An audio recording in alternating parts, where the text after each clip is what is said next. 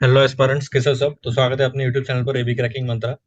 तो हमने पिछली बार देखे थे 30 से लेके 40 तक के क्वेश्चंस। तो आज से हम देखेंगे 41 से लेके आगे के 50 तक क्वेश्चंस। अगर आपने पिछले वीडियोस नहीं देखे रहेंगे तो ये आई लिंक है, यहाँ पर आप देख सकते हो।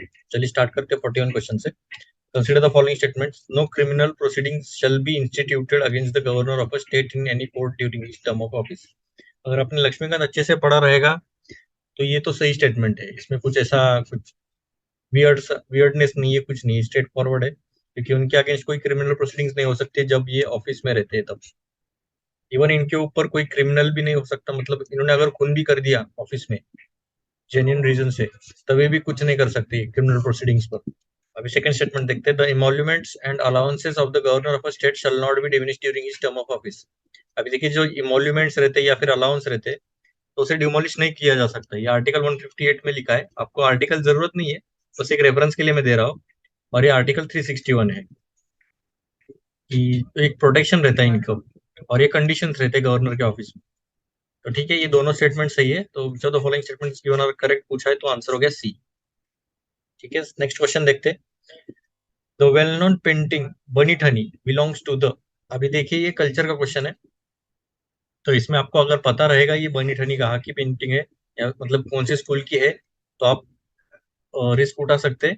मतलब आप श्योर शॉट हो तभी आप रिस्क उठाइएगा, वरना आप अगर कुछ भी एलिमिनेशन करने की कोशिश करोगे तो फिर भी आपको डिफिकल्टी हो जाएगी। ठीक है, बूंदी, जयपुर, कांगड़ा, किशनगढ़, तो इसमें से कौन सा आंसर है?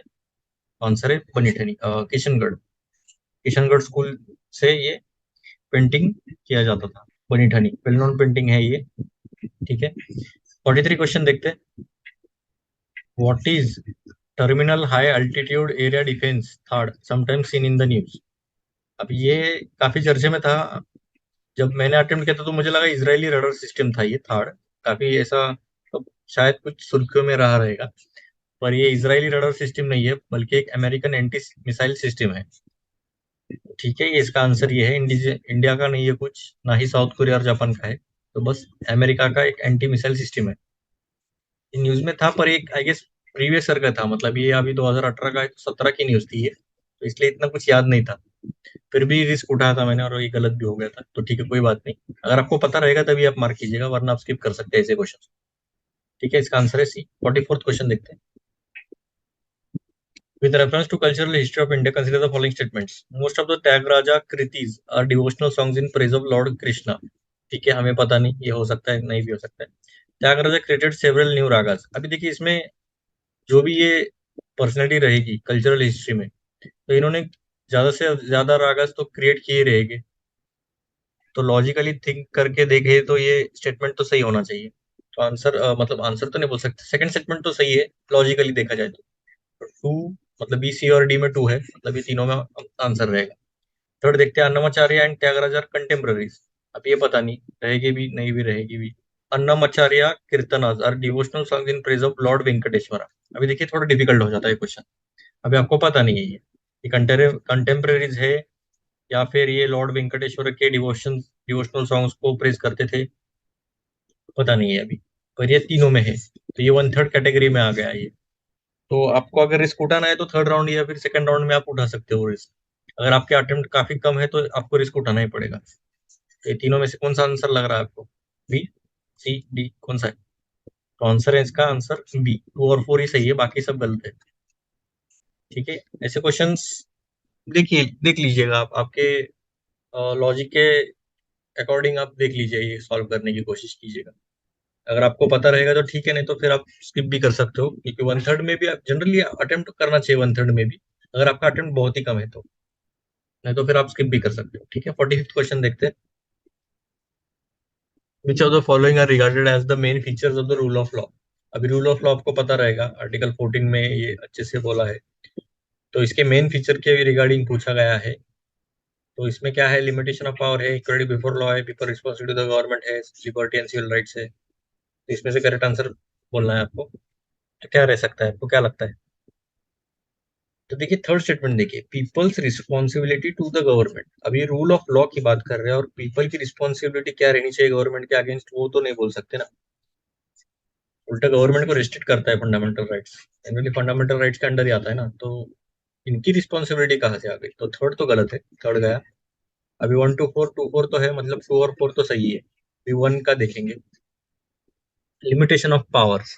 तो लिमिटेशन ऑफ पावर्स भी करता है क्योंकि गवर्नमेंट को रिस्ट्रिक्ट करना चाहिए, तो इसलिए 1, 2 और 4 सही है, तो आंसर हो गया सी।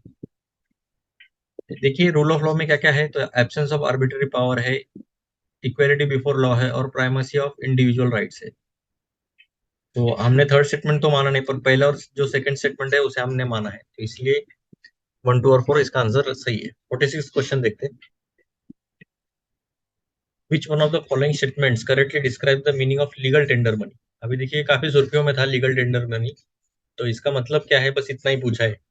इकोनॉमी में जनरली कैसे पूछते, देखिए एक तो मीनिंग पूछेंगे, या फिर इसका इम्प्लीकेशन पूछेंगे, या फिर कंसेप्ट पूछेंगे, या फिर ट्रेंड भी पूछ सकते हैं कि मतलब इकोनॉमिक सर्वे में जो भी ट्रेंड्स रहता है कि जो हमारा करंट अकाउंट डेफिसिट है, तो वो पिछले 10 सालों में कंसिस्टेंटली स्लो ग्रोथ में है, तो ऐसा भी कुछ ऐसा सिंपल स्टेटमेंट का मतलब, या फिर ट्रेंड का एनालिसिस आपको रहना चाहिए कि ऊपर नीचे है क्या नहीं।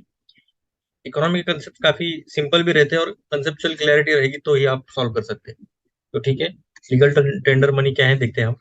The money which is tendered in courts of law to defray the fee of legal cases, मतलब अगर आपने पढ़ा रहेगा तो ये पहला तो गलत ही है, ऐसा कुछ टेंडर्ड का सवाल ही नहीं आता। अभी टेंडर बोला है तो कोर्ट्स जाना पड़ेगा, ऐसा कुछ तो रहेगा, आपको लगेगा, पर ऐसा नहीं है।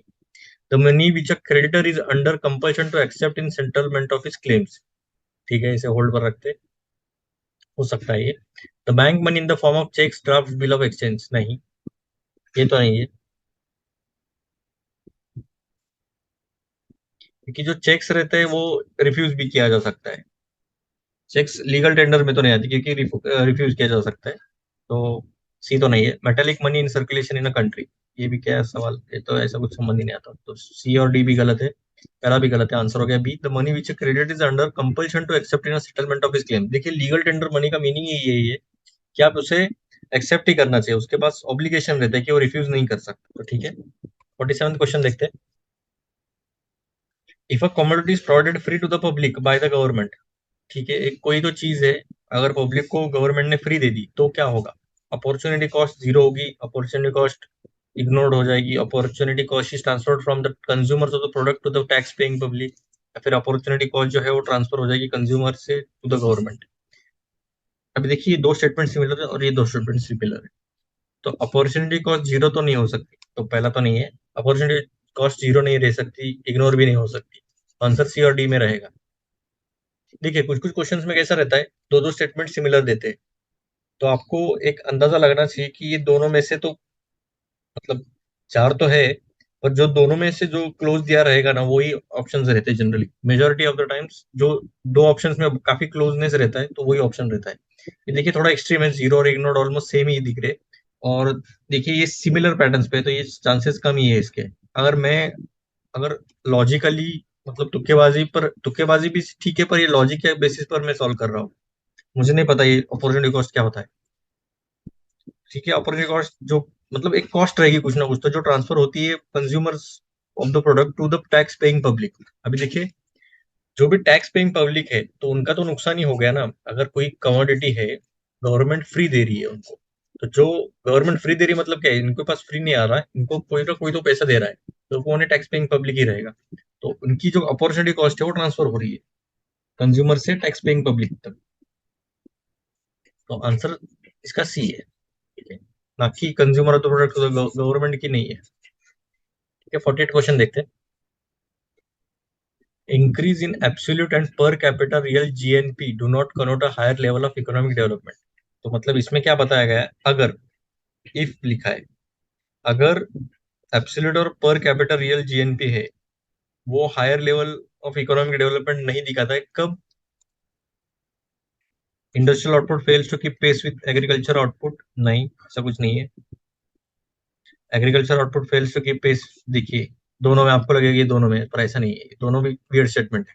पॉवर्टी और अनएम्प्लॉयमेंट अगर इंक्रीज हो रही है तो फिर ये जीएनपी बढ़ा या फिर कुछ भी बढ़ा, इकोनॉमिक डेवलपमेंट का क्या फायदा ही नहीं ना, do not connote higher level of economic development. अगर इकोनॉमिक डेवलपमेंट करना है तो इनके साथ साथ पॉवर्टी और अनएम्प्लॉयमेंट घटनी चाहिए, बढ़नी नहीं चाहिए, आंसर हो गया सी इसका। Import grow faster than exports, ठीक है, नहीं इतना कुछ फर्क नहीं पड़ता, पर मेजरली तो यही होना चाहिए। ठीक है, 49 क्वेश्चन देखते हैं। Consider the following statements. Human capital formation as a concept is better explained in terms of a process which enables. देखिए ह्यूमन कैपिटल फॉर्मेशन का कंसेप्ट है ये. देखिए कंसेप्चुअल पर अभी क्वेश्चन पूछा है इन्होंने, और ये भी इकोनॉमिक्स में है, एनसीईआरटी में है ये, इंडियन इकोनॉमिक डेवलपमेंट. तो which of the statements given be above is or are correct, पहले ये देखना चाहिए, फिर आपने ये ऑप्शंस पढ़े नहीं पढ़े, ठीक है, इसको सर्कल करना चाहिए कि करेक्ट पूछा है या इनकरेक्ट पूछा है. ये कैसा होता है, हम जल्दबाजी में ये सब पढ़ लेते हैं और फिर हम ये थोड़ा निग्लेक्ट ही करते हैं और सीधा ऑप्शंस की तरफ जाते हैं, क्योंकि हमारे पास टाइम प्रेशर रहता है, तो उसमें और ज्यादा गलतियां होने के चांसेस ज्यादा रहती है. तो पहला है individuals of country to accumulate more capital. ये ह्यूमन कैपिटल फॉर्मेशन का मीनिंग हो सकता है क्या कि बस कैपिटल ज्यादा रहना चाहिए, तो ऐसा तो नहीं है. Straightforward no. बस ज्यादा कैपिटल करना मतलब ह्यूमन कैपिटल फॉर्मेशन तो नहीं हो सकता, इतना सिंपल तो नहीं है ये. वन तो नहीं है, टू और फोर में है आंसर ये. तो थर्ड स्टेटमेंट देखने की भी जरूरत नहीं है. Increasing knowledge skill levels capacities of the people of the country, ठीक है, दो तो है. देखिए ये मीनिंग हो सकता है, क्योंकि ह्यूमन कैपिटल मतलब बस कैपिटल का नहीं है. और एक्यूमुलेशन ऑफ टेंजिबल, टेंजिबल मतलब क्या, जो हम छू सकते हैं, किसी भी चीज को छू सकते हैं, जैसे कि मनी हो गया, कैश हो गया, तो वो टेंजिबल वेल्थ.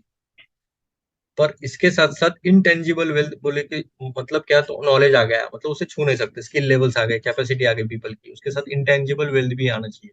तो आंसर हो गया 49 का सी. अगर स्ट्रेट फॉरवर्ड अगर ये देखा जाता था कि ह्यूमन कैपिटल क्या रहेगा, तो मोर कैपिटल और एक्यूमुलेशन ऑफ टेंजिबल वेल्थ रहेगा, और ये भी इंटेंजिबल वेल्थ भी रहेगा, तो ये रहना चाहिए था. फिर ये तो काफी इंपॉर्टेंट एस्पेक्ट है ह्यूमन कैपिटल, तो ये तो रहना ही चाहिए, इसलिए आंसर हो गया सी. ठीक है, 50th क्वेश्चन देखते हैं, last question. Despite being a high saving economy, capital formation may not result in significant increase in output due to. अभी देखिए हमारी हाई सेविंग इकोनॉमी भले ही रहने चाहिए, भले ही रही हो, पर कैपिटल फॉर्मेशन जरूरी नहीं कि ये रिजल्ट करता है अगर आउटपुट में इंक्रीज हो गया, क्योंकि वीक एडमिनिस्ट्रेटिव मशीनरी की वजह से तो नहीं, इलिटरेसी की वजह से नहीं, हाई पॉपुलेशन डेंसिटी की वजह से नहीं, मतलब ये तीन तो नहीं है. हाई कैपिटल आउटपुट रेशियो की वजह से ये इंक्रीज इन आउटपुट हो गया. कैपिटल आउटपुट मतलब क्या, कितना कैपिटल लग रहा है एक यूनिट प्रोड्यूस करने में, आउटपुट करने में. समझो 100 रुपए में 1000 हम आउटपुट दे रहे हैं, तो इसका क्या हो गया, कैपिटल आउटपुट रेशियो कितना हो गया, तो 10 हो गया. तो इसका इंक्रीज कब होगा, तो जब 100 रुपए में ही हम 10,000 करेंगे. अगर किसी चीज को समझो 10 रुपए में बनना चाहिए, तो वो उसको लग रहे हैं 100 रुपए, तो उसकी वजह से हाई कैपिटल लग रहा है उसके, और आउटपुट भी काफी कम है, तो इसलिए इसकी वजह से हमारा भले कैपिटल फॉर्मेशन बढ़ गया होगा, पर जरूरी नहीं कि ये अच्छा आउटपुट दे सके, तो इसलिए आंसर हो गया हाई कैपिटल आउटपुट रेशियो. इसका रीजन क्या है, तो हाई कैपिटल आउटपुट रेशियो, ना कि पॉपुलेशन, ना ही लिटरेसी, ना ही वीक एडमिनिस्ट्रेटिव मशीनरी. तो ठीक है, आपको अगर वीडियो अच्छा लगे तो लाइक शेयर और सब्सक्राइब कीजिएगा. Thank you.